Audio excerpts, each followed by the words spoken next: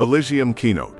This is an extraordinary story of how a collapsed CEO surrendered to the CEO of the universe and rose in a theater of consciousness. By Lakhi. Have you ever felt your own life collapse, only to realize it was trying to set you free?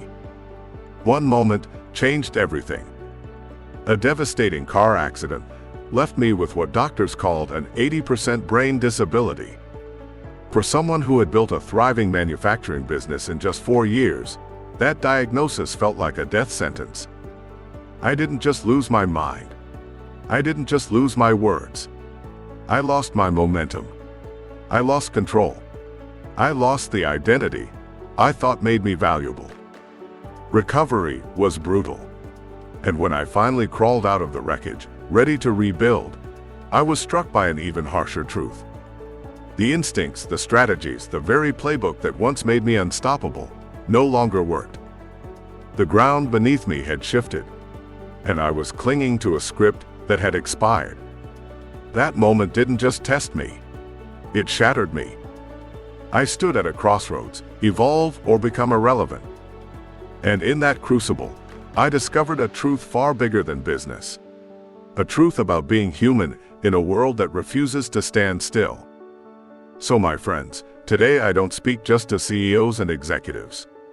I speak to you, the unbreakable and indestructible, the sacred rebels who never fit the mold, the misunderstood heroines, the misfits, the Mavericks with restless hearts.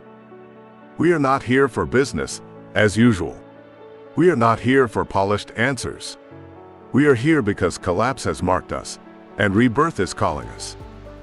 The world doesn't need more performers.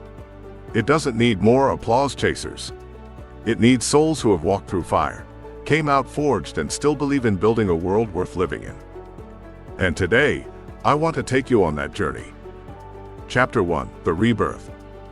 I stand before you, not as a man who has mastered life, but as one who has been dismantled by it, shattered in body and spirit, only to be remade and recalibrated by the CEO of the universe. I now remember who I am. Like my beloved grandfather Abraham, peace be upon him, I have emigrated, not across deserts or borders, but across illusions. I walked out of the homeland of performance, applause, and proving my worth, and into a wilderness where only truth, alignment, and presence could sustain me. I was not sent here to impress, to audition, or to polish a perfect image. I was sent here to liberate the broken with frequency, to guide the restless with alignment, to remind the forgotten of their sacred blueprint. My life no longer flows from the shallow stage of survival, but from listening to the unseen. My presence is my offering. My energy carries the narrative. My words are not speeches, they are bridges. Bridges between wounds and healing. Between rubble and rebirth. Between the person you thought you had to be, and the person you always were. I will no longer abandon myself just to be acceptable to the world. I will rest when guided. Speak only when moved. Say no without guilt. I do not chase applause. I transmit resonance. I no longer hustle for relevance. I embody remembrance. And hear me, this is not a resolution, a mantra, or a goal. This is a recalibration. A sacred contract. My soul contract with the CEO of the universe. The one who rerouted my life through collapse, through disruption, through dreams, through rubble. Until I finally remembered. And this is my soul contract. Chapter 2, The Old Contracts. But before I could remember, I had to face the contracts I never knew I'd signed. Contracts written in invisible ink like social approval, childhood programming, family expectations, fear of irrelevance, burnout culture, and comparison loops. And I ask you now, who told you who you are? Was it true? What did the world tell you your purpose was? And what has your soul been whispering instead? What terms of success have now expired? What wounds need to be forgiven so that the old contract can be shredded? Because until you answer these questions, you'll live your whole life climbing a ladder, only to find it was leaning against the wrong wall. Chapter 3, The Declaration of Purpose. Once you've sat with those questions, I invite you to complete your own declaration. What is your massive transformative purpose? And what is it desired to achieve? For me, my massive transformative purpose is to help heal and transform 1 million people by 5 p.m. on December 31, 2035, moving them from heedlessness to wakefulness, ordinary to extraordinary, and working class to world class, so that we may empower people to live more meaningful, measurable, and magnificently sustainable lives. That's not branding. That's breath. That's not content. That's covenant. Purpose is the fuel for your leadership, the flame in your frequency, the reason you keep showing up, even when it's hard. It forges resilience. It burns through fear. It replaces performance with devotion. So I ask you now, 1. What will you fight for when everyone else gives up? 2. What will you still show up for when success no longer motivates you? 3. What will define your impact long after your voice stops echoing? Churchill once said, "We make a living by what we get, but we make a life by what we give." Because when purpose takes the wheel, profit becomes a tool, not the goal. Those who lead with that truth don't just leave legacies. They are the visionary Mavericks who change everything greater than. Chapter 4, Dropping the Mask. But purpose only comes alive when you stop performing and start transmitting. You drop the facade. You stop auditioning. You remember that everything you need is already inside you. You're not here to become someone else. You're here to become someone true. And to find that truth, sometimes you need to look into the eyes of a child. Not in the mirror, because the mirror only reflects the mask you've been rehearsing. Look at your child, or your niece, or your nephew, or maybe remember yourself at 7 years old. That wild, unfiltered version of you. Children don't wear masks. They don't try to impress. They don't posture. They say what they feel. They are who they are. And guess what? That child is still you. After the storm of a traumatic brain injury, I discovered the medicine of childhood. For just a few minutes each day, I became a child again, completing the steps my body had missed, the neurons that never fully danced. So I did simple things, like I colored in coloring books, stacked blocks, and bounced a ball as laughter bounced in me. These simple exercises helped me heal my neural pathways and rewired my brain. And step by step, play by play, day by day, I returned to my true self, stronger, whole, unstoppable. So ask yourself, when did I stop being that honest with myself? When did I stop being free? And what would it take to return? Maybe even today. Chapter 5, Collapse, the Sacred Interruption. But here's the truth, sometimes you don't return voluntarily. Sometimes life drags you back through collapse. Collapse to rise is about what happens when the scaffolding you've built your identity on, your job, your marriage, your wealth, your image, crumbles. This is typically what happens when we resist. If you surrender voluntarily through alignment, coherence, and resonance, there's joy. But the problem is that most people hate traversing into the unknown.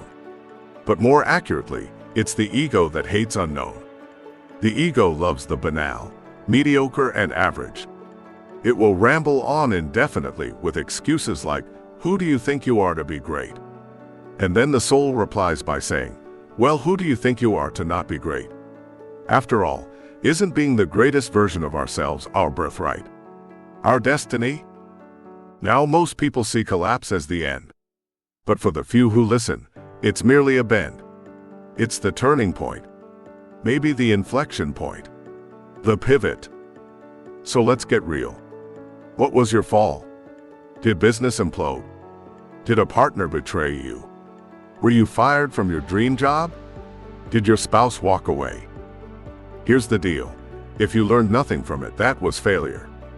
But if you learned, if you evolved, if you never repeated the same mistakes, then collapse wasn't your end. It was your graduation. Failure is not the opposite of success. It is the other side of the same coin. To double your chances of success, you must be willing to quadruple your chances of failure. Collapse isn't punishment. It is initiation. Chapter 6, My Collapse and Unbundling from the Matrix. By 37, my career was in 7th gear. I dressed in three-piece suits, sat on boards, executive committees, and investment committees. I decided which businesses got funded and which died on paper. I dined with billionaires, enjoyed sushi at 35,000 feet, and represented my bank in Parliament. 5 years earlier, I couldn't wait to get out of bed. My ego was screaming for more. But now, 5 years later, I couldn't get out of bed. My soul was suffocating. Something had to give. So I walked away from what I thought defined me. The first casualty of my collapse was my credit. Top-notch at age 37. Shattered by 38. In a world wired to credit bureaus, this was a death sentence. Within months I panicked. How would I buy a house? Even rent a house? Buy a car? Open a bank account? Because up until then, I wasn't living on my own money. I was living on the bank's money. Most of my salary was going into servicing interest on zombie debt, like credit cards, personal loans, and car loans. When my cash flow died, so did my credit, and I had no option but to shift to cash. And then something strange happened. The collapse of my credit score turned out to be one of the best things that ever happened to me. Over 3 years, I built 3 businesses with that same shattered credit record. No venture capital. No private equity. No leverage finance. Just strategic hustle. I grew organically, built on the foundation that slow is smooth and smooth is fast. I slept better. I ate better. I wore better clothes. I drove a better car. And the best part, nobody owned me. I owned everything, but I was attached to nothing. But the deeper shift came not in my wallet, but in my worship. I surrendered. Not to a bank, not to an economy, but to the CEO of the universe. The one who gives me life. The one who breathes oxygen into my lungs, intellect into my heart, faith into my mind, and provision into my hands. And from that moment on, collapse was no longer my enemy. Collapse was my emancipation. That collapse became my classroom. The rubble became my curriculum. Everything I lost taught me how to build differently, with soul, not spreadsheets. And that's what birthed my transformational coaching masterpiece called the Elysium Leadership Odyssey. A sacred coaching experience for leaders who've been where I've been, burned out yet burning for meaning. It's not therapy. It's transformation. The kind that rebuilds your inner architecture so you can rise again, wiser, wealthier, and free. Step into the Odyssey at www.isaaklakhi.com. Let's turn your collapse into your coronation. Chapter 7, Letting Go of Control. And then came the test that no balance sheet could prepare me for, letting go of my own mother. As a man of faith, I know honoring parents is sacred. Every religion and every tradition teaches it. But what if the parent you are told to honor is the very one sabotaging your soul? My mother was and still is a narcissist. She blurred the lines between obedience to God and obedience to her. And the longer I stayed entangled, the more my soul suffocated. One day she asked me to draft her last will and testament, a task I approached with humility and respect. I poured my care, my attention, my loyalty into it, expecting perhaps a glimmer of acknowledgement. Instead, she left everything to my siblings. A slap in the face. A silent, unmistakable message. I didn't matter. I was ostracized, marginalized, invisible in the very story I had devoted myself to serving. And yet, in that moment of sharpest pain, something shifted. The chains loosened. The truth became undeniable. My worth was never in her recognition. It was in my own hands. In my faith. In the life I'm building, on my terms. And then one day, a breakthrough came. I came through her, but not from her. And in that crucible, I realized I must honor her. But my obedience? That sacred obedience belonged to the CEO of the universe. And when I finally released her grip, I didn't lose my faith. My faith grew clearer. My peace expanded. My prayers became sharper. Sometimes the control you must release wears the face of someone you love. But when you let go, you don't lose them. You find you.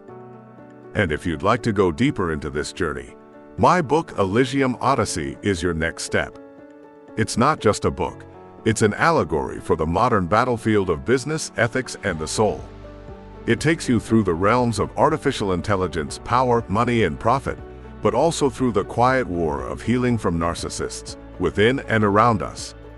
Think of it as a map for scaling your career or business and saving your soul at the same time. Step into the Odyssey at www.isaaklakhi.com. Let's turn your collapse into your Odyssey. Chapter 8: Rising from the Rubble. Peter Drucker said, "The best way to predict the future is to create it." So here's the truth. Right now, what feels like collapse might be your greatest blessing. A career ends. A relationship cracks.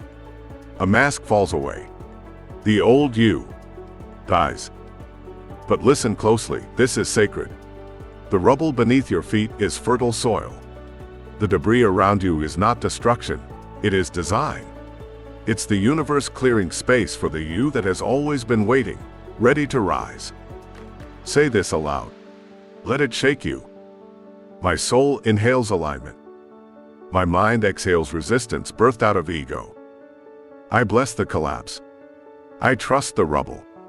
I am being remade. I release what has ended. I rise without its weight. I nourish my consciousness with resonance and coherence. I do not bounce back, I rise forward. Forward, not backward. Because the one who falls, the one who breaks, the one who burns, is the one who emerges unbreakable, is unshakable and unstoppable. So my friends, take the fall. Surrender. And when you rise, rise like fire. Rise like the unstoppable force the world has been waiting for. As we bid this production farewell, we look forward to welcoming you into your Odyssey. Liberate your soul by browsing to www.isaaklakhi.com.